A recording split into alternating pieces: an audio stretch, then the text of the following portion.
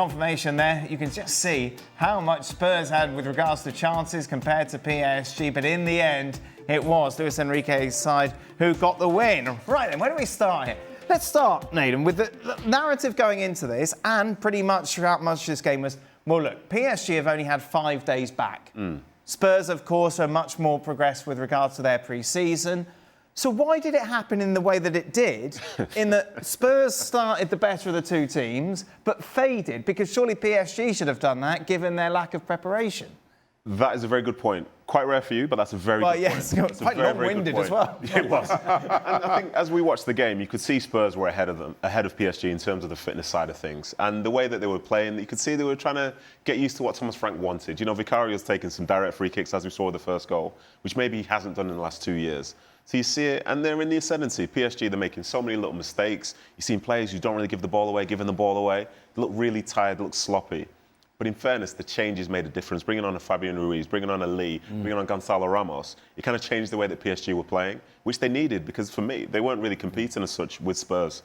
So yes, you'd hope that the fitness side of things would be able to make the difference for Spurs, but it just goes to show, again, sometimes you can have the fitness, you can have the bodies in the key areas, but you need to finish the game off. And unfortunately, from a Spurs perspective, we've kind of seen that before. Spurs made substitutions and they reacted negatively, didn't they? In the first half, they had 5 at the back. They kept the wide men relatively quiet. And then in the second half, all PSG did was come round the sides. The 2 goals the first goal came from a cross, cleared, Lee scored. Second one came from a cross. They looked very narrow and they dropped off. They stopped pressing.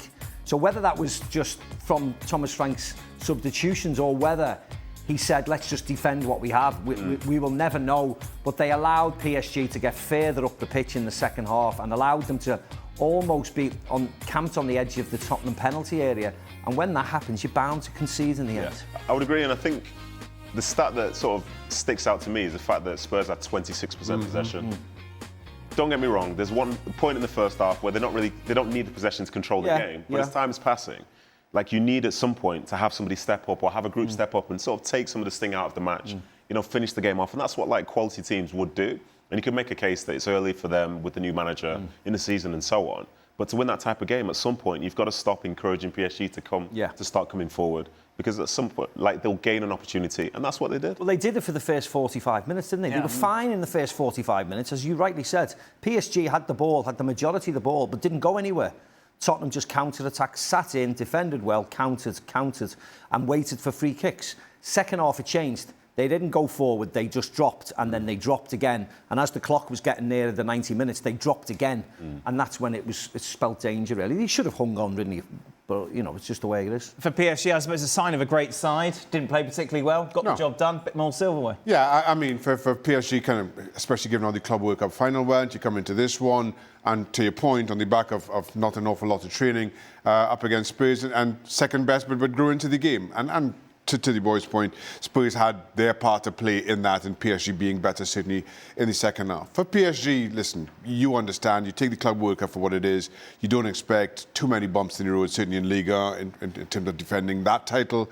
And then with the new format of the Champions League, they will continue to grow into that competition, as they did last year. So for PSG, it's fine. It's business as usual. For Spurs, I guess while you are talking about Europa League winners, you still want to see who Spurs are under Thomas Frank, and kind of giving up a lead in this manner, dare I say, a usual manner for Spurs, just feels a whole lot worse than maybe a pre-season friendly should. Did we get any indications as to what changes you'll see Frank made compared to the Postecoglou style, long throws? It wasn't necessarily the long throws, because there were quite a few of them. And we could put that under the umbrella of just being quite direct, you know, being aggressive, let's say that. Because in terms of the first half as well, when they were out of possession, there was lots of man-to-man marking. They were going to press as high as they could, trying to disrupt the opposition. That's all great. But then as the game was developing, you thought, which chances are they going to create in general play here? And there wasn't too much, and there was an emphasis on those set pieces. Like, Danso probably didn't know he had a long throw until this season, but now he's got a great long throw. You know, you've got players in the box who are winning some of those flick-ons, creating opportunities, and that's great. Like, that's where the goal came from, the first goal. But in terms of general play, I didn't see that much today, but it's probably not worth overreacting to because the season hasn't fully hit its sort of And also speed they're playing really good opposition today. Yeah. So you wonder whether he's changed it particularly just for this game today. Let's change it round to try and win like Chelsea did in the Club World Cup. Try and upset them, win the game and then go back because I can't see them starting the Premier League playing that deep five at the back and pressing, against every single opposition. No chance. When we kick off Champions League, will PSG be favourites? Yes. You think so? Yeah, well, of course, yeah. Why wouldn't they be? Well, because they lost the Club World Cup against Chelsea. Do you not, Chelsea do you not remember that? Chelsea favourites. Chelsea favourites. That's it. Chelsea favourites. How dare you? Don't join in this ESPN FC narrative against Chelsea. Against Chelsea or the Club World Cup? What? Against both? They won the Champions League. They were the best team in Europe by a country mile, and they've won. The fact that there was a made-up tournament in the summer that shouldn't knock the fact that Paris Saint-Germain will start off favourites. I think they are favourites. They haven't done a lot in the transfer market, have they? But I still think that they will be favourites going into the competition. Do you agree, Nedum? Yeah, I would say so. I would agree with that. And we have seen them play really good football in 2025. And there's no reason to believe that will stop in the next weeks and months and so on. And, maybe there'll be a boost with Dembele potentially lifting a Ballon d'Or as well. And for Enrique, he's starting to build the next stage of this in terms of the discussions about the goalkeeper as well. So, I think they're right to be favourites. In case you missed it during our highlights, it, of course, was quite some suits that Spurs were sporting today. And what did it make us think of, Macca? We go back to the FA Cup final how many years ago? Is that what we're going back to? Why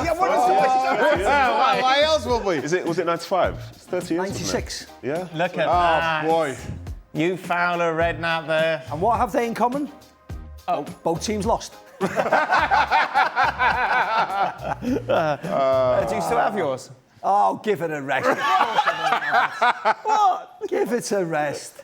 Of course I don't have it. Well, I think Has anybody got a suit from 30 odd years ago? That one you would, wouldn't you? No, why would I have lost? I bet Stevie has. Stevie's Stevie's not paying for another suit, is he? Let's be honest. I doubt I had that suit a week after that game, let alone 30 years after Have you still got your FA Cup final suit? No, Dan. Oh, goodness. Just a reminder, the Gavin Jules podcast is back for the start. That's still going. It is still going, yeah. Despite your letters.